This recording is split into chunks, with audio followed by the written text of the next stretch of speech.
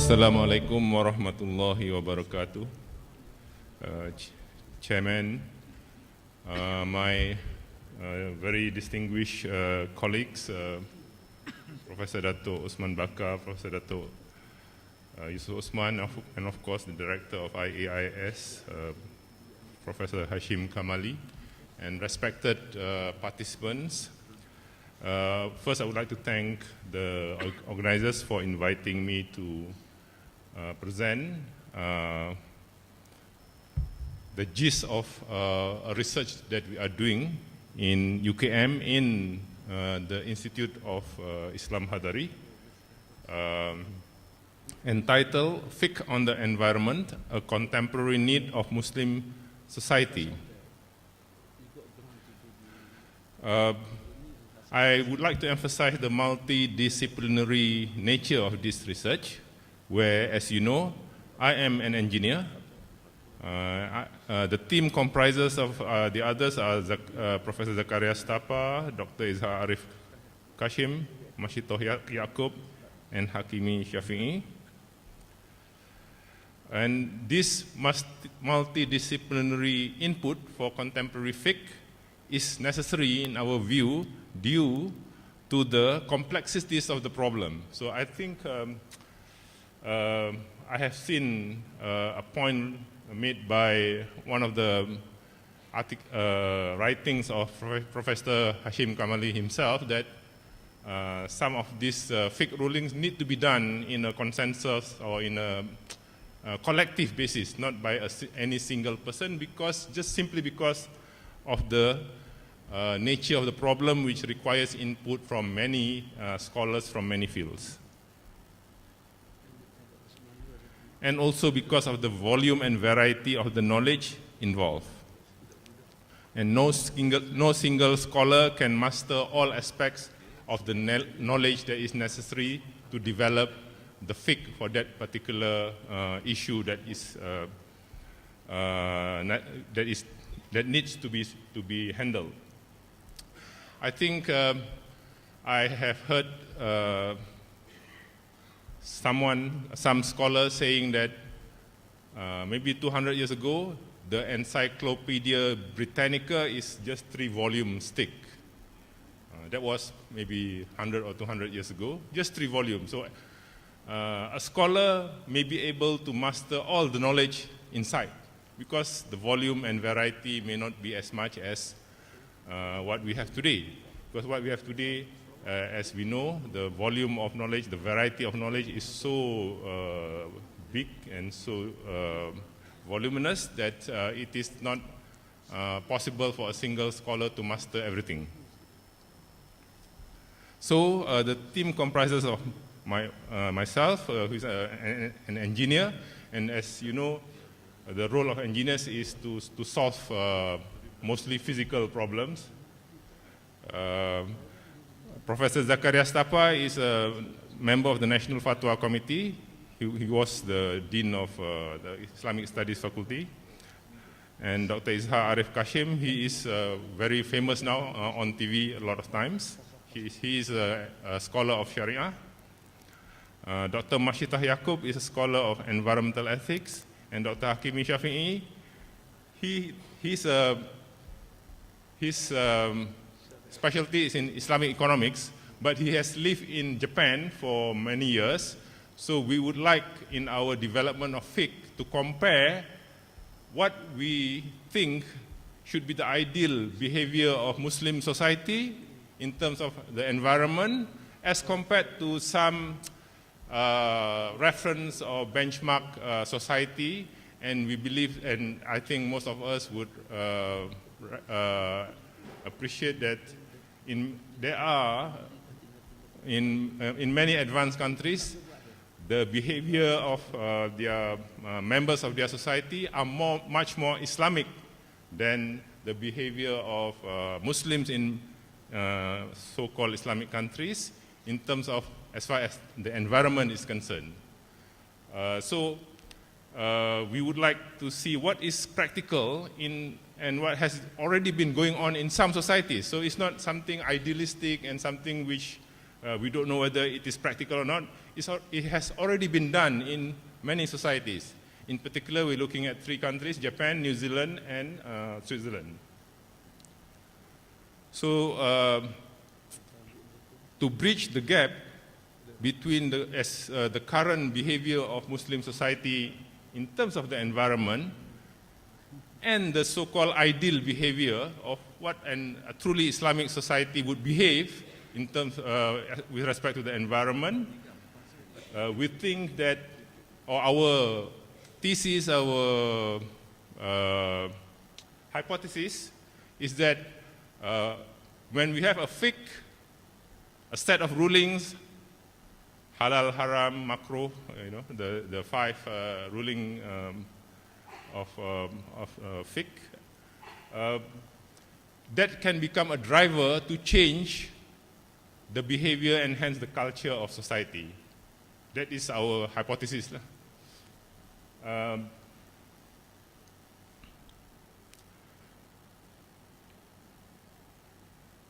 Syed Hussein Nasser, in his article, Sacred Science and the Environmental Crisis, has mentioned that classical Islamic civilization created a society and especially an urban setting in harmony with nature.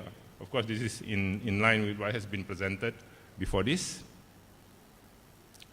However, this isn't true today.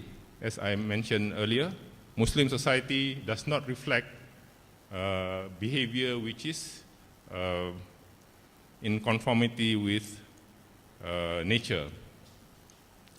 It is common knowledge most communities in advanced nations have a much more environmentally friendly culture. There is a big gap between what is and what should be for Muslim society. Hence, thoughts and effort should be given on how to narrow this gap.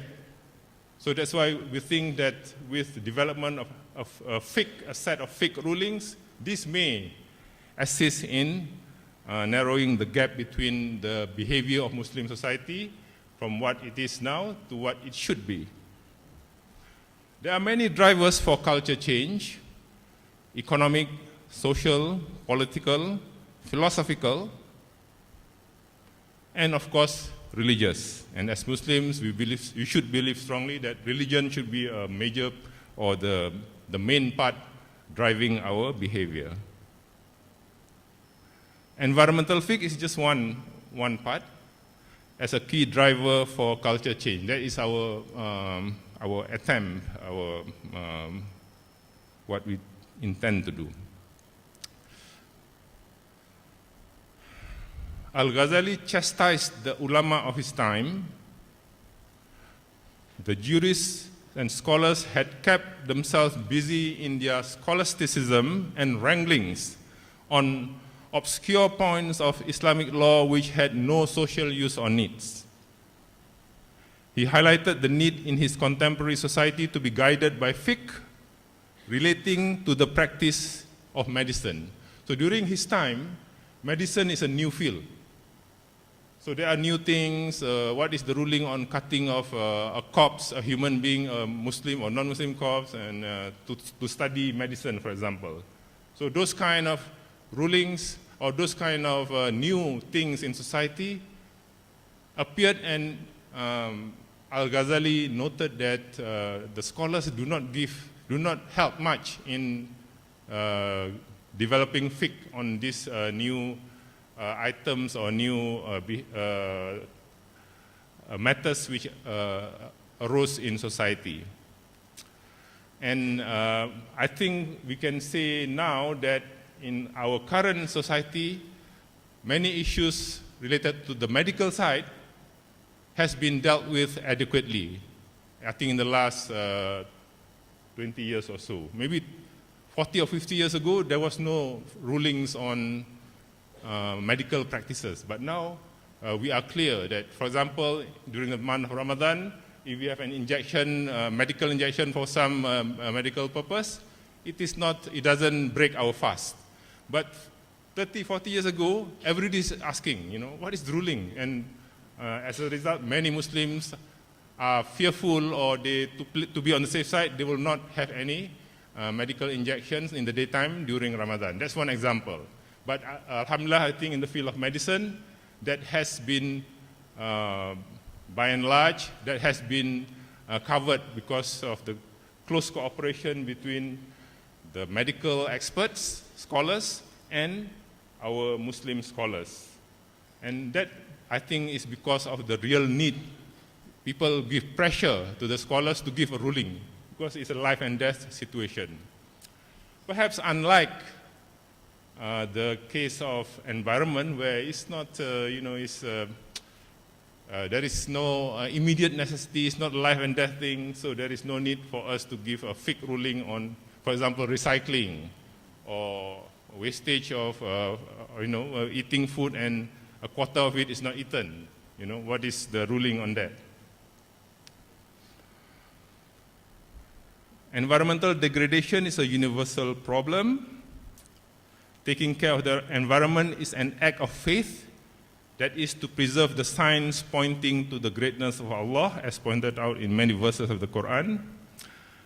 Faith in Allah subhanahu wa ta'ala has a tremendous impact on the environment. So this is also highlighted in many verses of the Quran. So all these things can be referred by, especially the students in the audience, in the copy of this presentation, which I believe will be made available on the website of IAIS. The Quran and Sunnah, and this I'm quoting Professor Hashim Kamali himself, the Quran and Sunnah have made clear of the relationship between human beings and the environment. The Quran makes no less than 485 references to Al-Ard, the earth, mostly in the context of its relationship to human beings. As Khalifa on earth, who are guided in turn by the principles of trusteeship or amanah, moderation, i'tidal, wasatiyah, and justice, al-adl. The environment as a subject or tashkir for human use without abuse or misuse. All these are all found in the Quran, and this is, I'm quoting from Professor Hashim Kamali's writings. The earth as a human habitat, and that humans are required to dwell on it, work it out, and establish a balanced way of life without excesses or deficiencies, in that performing due observance of the divinely ordained cosmic equilibrium, greening the earth through plantation and agriculture and cleanliness. So all these ideal Islamic principles are all there in the Quran. We know that, many people know that. But how to translate that into actual human behavior, that is the big problem. The teachings of the Quran and Sunnah on the preservation of the environment are acknowledged, but Muslims around the world are embarrassingly short in performing their duty for the environment as Khalifah on earth. The Muslim world are witnessing environmental deterioration and the extravagance and wasteful behavior of natural resources. Muslim juries are being criticized for being static and not dynamic in their understanding of the objectives of Islamic law, maqasid Sharia, as they are unable to relate it to social use or needs, and for losing their contact with the changing conditions of the contemporary world. So we are not trying to start big. We try to focus on a specific part of the environmental issue, which is management of solid waste, which affects everybody. Everybody have to manage their solid waste at home. So we are looking towards or aspiring towards the cultural transformation in the management of solid waste from situation A, which we find in Muslim countries now, not very good or very bad, to situation, the ideal situation which we see in many advanced countries. In this case, we are looking at Japan, New Zealand, and Switzerland, and see how developing a set of fiqh rulings can be a driver to a behavioral change.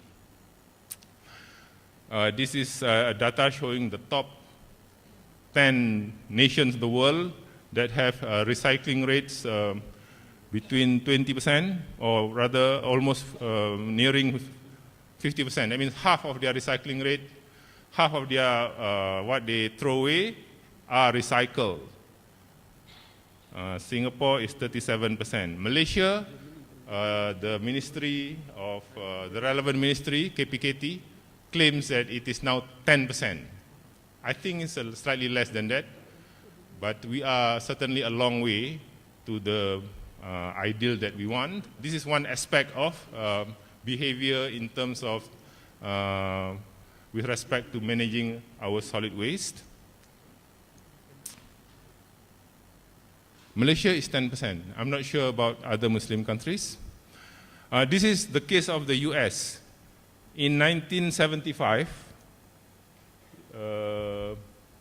they are only about 10% recycling rate, but now they are nearing 50%.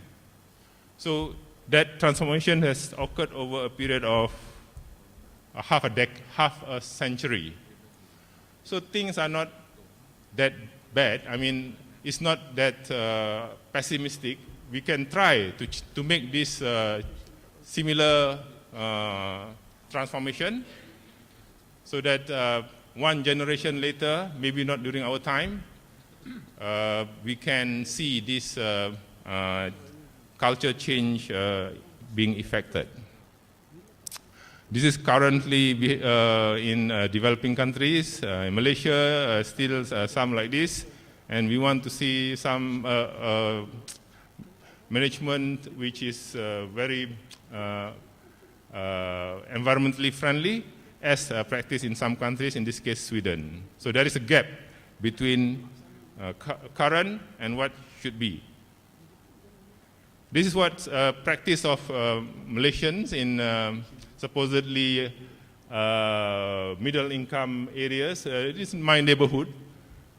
This is how they manage their waste outside their door. And these people drive expensive cars, Mercedes, BMW, but in terms of managing their waste, this is how they do it. This is what we want to see everywhere. This is a further illustration. You know, their tong sampah or the garbage bins maybe cost them around 20 ringgit, while their cars cost almost 500,000 ringgit. You know? This is actually my house. So I try to be practical. I have a garbage bin which is relatively much better. I spent around 200 ringgit building this, with recycling facilities. Okay, so we want to change behavior of society, not just an elite few, not just 5%, not just 10% of the society, but all of society. So there are many drivers and triggers of environmentally ethical behavior. One of our researchers has done intensive research on this aspect. So the 5 aspects of the drivers of behavioral change are economic, social, political, philosophical, and religious. And discussion of these drivers of behavioral change follow in the next few slides, but they are a bit detailed, so I will not go in detail. Students can go through them in your own time. By accessing the file from the website. The first is on the economic factors, what drives our behavior from the economic perspective. So for example, the plastic bottle, so some containers, we get some money back. That's one example of economic driver of behavioral change.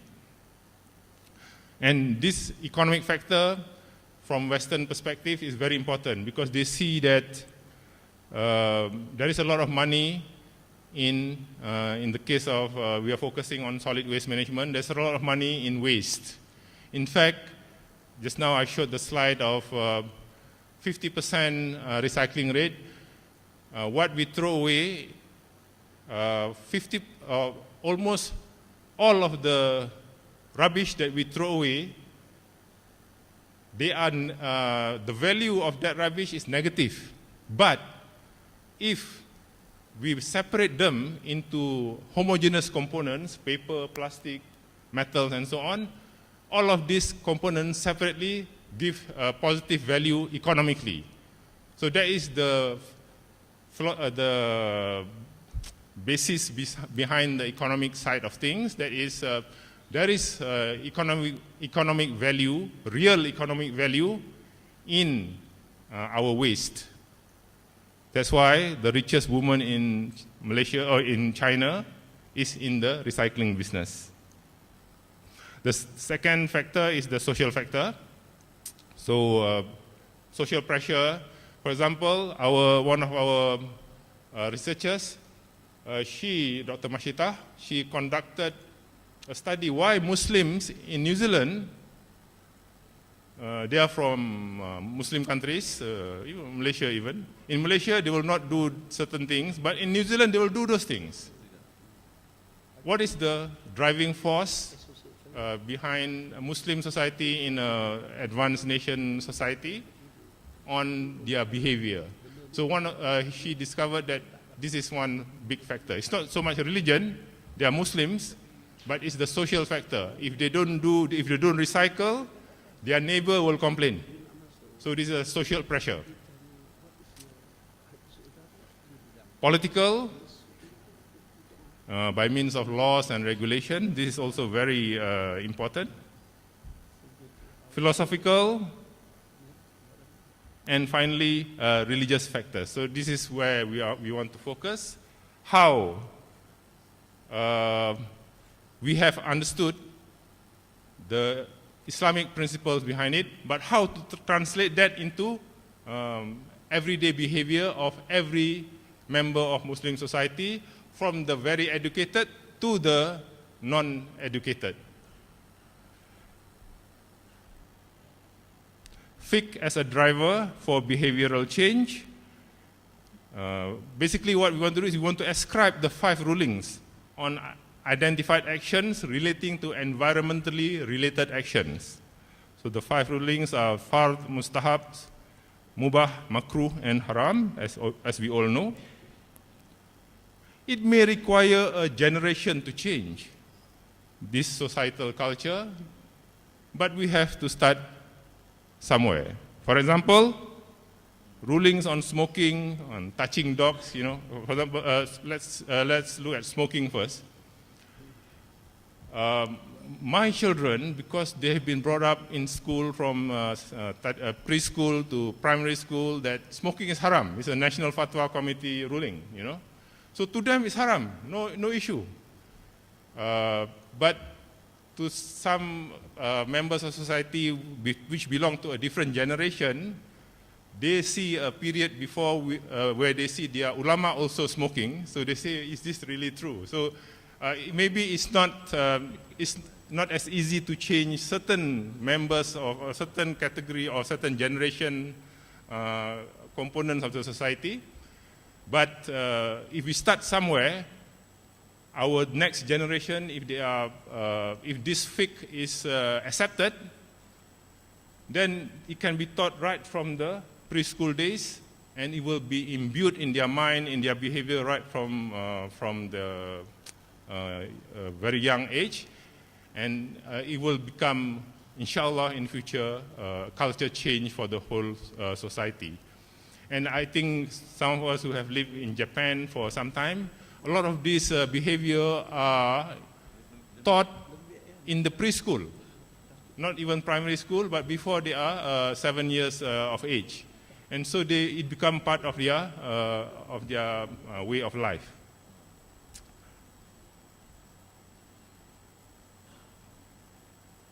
Touching dogs, I don't want to dwell on that. In developing countries, the problem is exacerbated by lack of funds, lack of expertise and experience, poor management and institutional capacities, culture and attitude.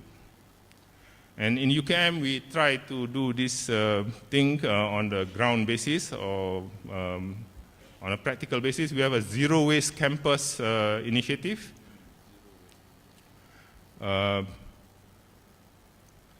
are many projects, research projects, trying to tackle this.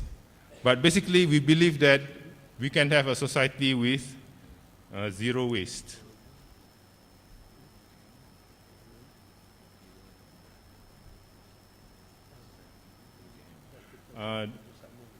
Okay, sorry, there's some lag.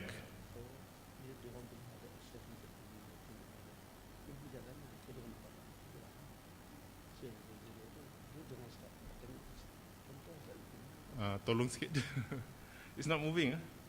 It's not. Okay, a bit slow. So we have a master plan for a zero waste campus where we believe that every component of our waste can be put to positive value. I will not go into detail in this. So things like recycling centers, composting, separation. This is cooking oil, recycling, handicraft work from waste material. This is composting plants, so all our organic material are actually valuable. They have value, positive value, can make compost and sell them. All the garden waste. We have a composting center in UKM, a biogas pilot plant in UKM also. Bio-drying using bacteria inside the waste to use the organic material to produce waste, to dry the waste. And of course, community involvement. So the behavior of students also, and also staff, we try to make a change. Community. So our research methodology, the final 3-4 slides, utilize the multidisciplinary expertise and experience of the 5 principal researchers. There are 4 focus group discussions comprising of 5 to 10 external invited experts or scholars. The 4 focus groups are solid waste management practitioners. There are people on the ground doing the work. Scholars on Aqidah, Akhlaq and the environment. Scholars on Al-Quran and As-Sunnah, and scholars on Sharia and Fiqh. So we have 4 separate focus group discussions discussing on all these actions. And we, of course, content analysis by the research principal researchers.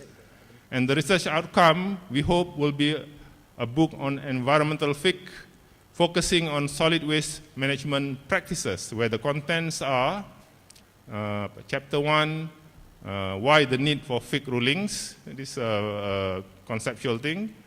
Chapter 2, also the principles of Islam and the environment, expanding what has been mentioned by the previous speakers before this.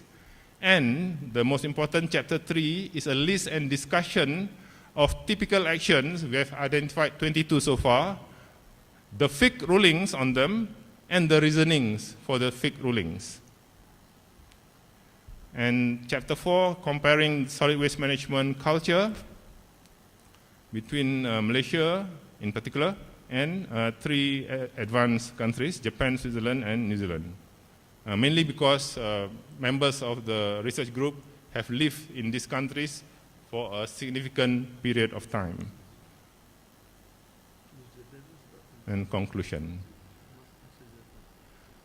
So in chapter 3, the most important one, we presented 22 environmentally ethical behaviors, and for each action, there is an action description and discussion. We discussed the reasoning towards the fiqh ruling. Of course, this uses the usul fiqh principles and so on. And the fiqh ruling itself, so we want to make it in a tabular form so that every member of society can understand it easily. And as a concluding remark, Chairman and respected members of the audience, environmental fiqh, focusing on solid waste management practices, is expected to be a key driver in the transformation of environmentally ethical behavior in Muslim society. Thank you very much for your attention.